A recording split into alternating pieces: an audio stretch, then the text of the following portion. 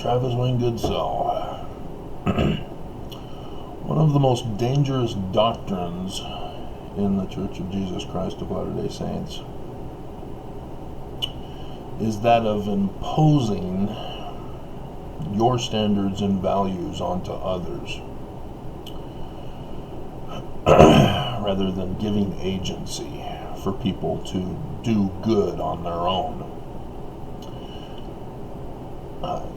The church news yesterday posted a Pathways summary from Elder Cook, in which he turns the watching of Saturday morning cartoons into an idol worshiping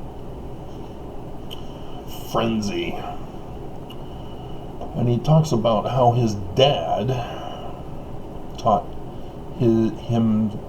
he and his kids, siblings, lessons in life to achieve goals, and then imposes it on a guy named Larry. And Larry says, well, I have no interest in becoming a doctor. I'd miss Saturday morning cartoons. That's fine. There's nothing wrong with that. But Elder Cook is demonizing Saturday morning cartoons to impose upon Larry, and now upon us, that being a doctor is worthwhile. Again, you can't do that to people. If people want to live a certain life, you ought to allow it. And then you say, well, you can't make money off of watching Saturday morning cartoons. Well, Saturday morning cartoons are only on Saturday morning. This is the trap people set for others, that the prophets set for Mormons. And you see this kind of trap in the world.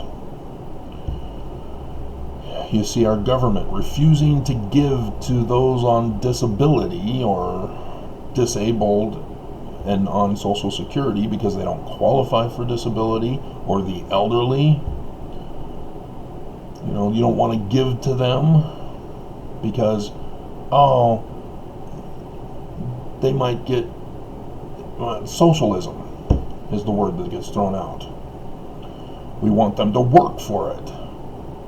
And they don't talk about the disabled and all that, but welfare is the same thing for those who are unemployed. Those who are sick and afflicted are treated exactly as the unemployed, who are perfectly fine and healthy. And so they punish the unemployed, and in a consequence punish the sick and the afflicted. It's stupid. You've probably heard the news about how the sick and the afflicted are going to get a big, massive raise. It's still going to be less than minimum wage. Don't be fooled. It's a trap. It's a deception. Same with Cook. Same with all the prophets. What they teach are lies. Because now other families are going to read this article or watch his BYU Pathway video and go, oh yeah, I need to implement that on my kids. No Saturday morning cartoons. They're kids. You know, my parents, my mom had Relief Society. She came home one Wednesday, because that's when they were held, or Monday, whenever it was. It was during the week. Primary was Wednesdays, so I'm sure Relief Society would have been wise to hold it on the same night. But she came home while I was watching TV, came over and turned off the TV, and had this little dial in her hand, a paper spin dial, like from a board game. She had gotten it from Relief Society, and of course Dad was there, and she was saying, we're now going to implement this. You will have a certain amount of time per day to watch TV. Oh, hell no. There was a rebellion, and the rebels won.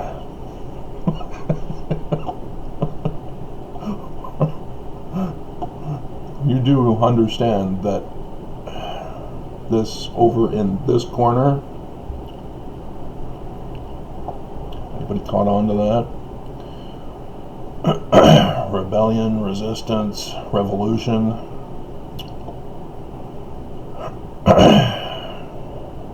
These are dangerous because it conforms people to do the will of others. See, my mother, when I was just a little toddler, Todd was born, you know, the one who can't find 15 million Mormons. Shut down the membership stats for this year.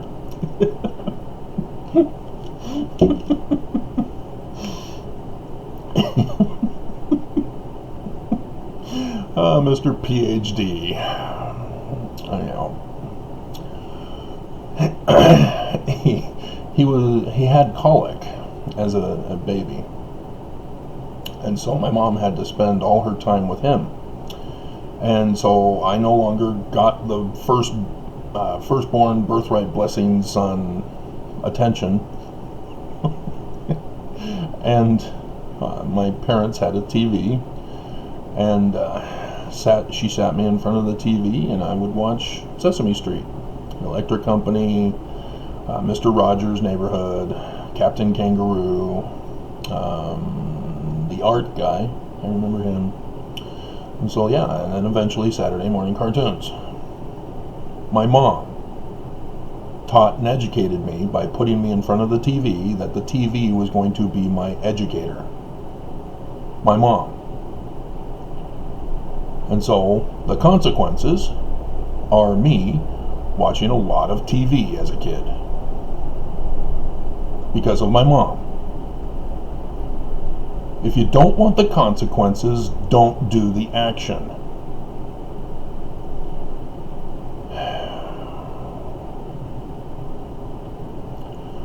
And as a result, I consider myself wiser than my brother, to say the least, because I learn from TV. TV is an educational tool. Movies are an educational tool. Music are an educational tool, if you learn how to use them as such. And that's what Elder Cook is not teaching. He's teaching that all Saturday morning cartoons are not worthwhile. There is no value in them. They're worthless. They're idols and need to be shunned. And he's wrong. And it's dangerously wrong. So, understand that.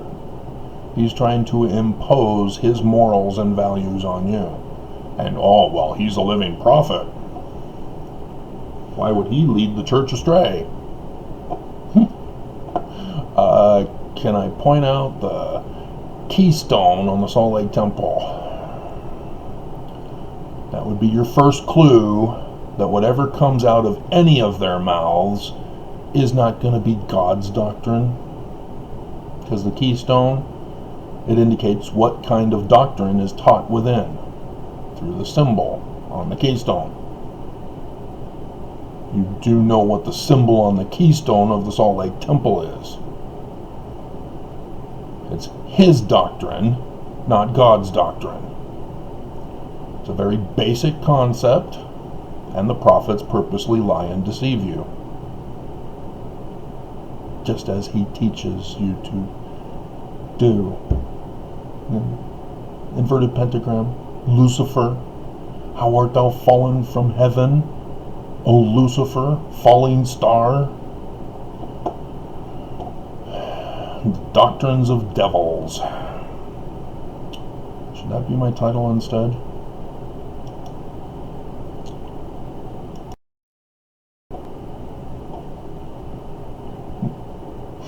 It just occurred to me as I was about to put up the video. The video I did not too long ago. That's all, folks. Guess where I got that from? Saturday morning cartoons. Yeah.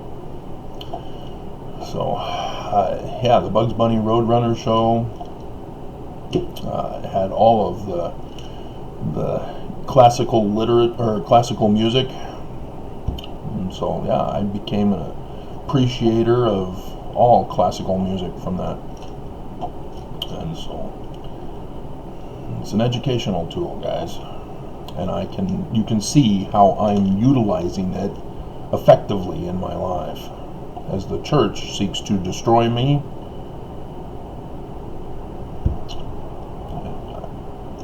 what does it take, guys? What does it take?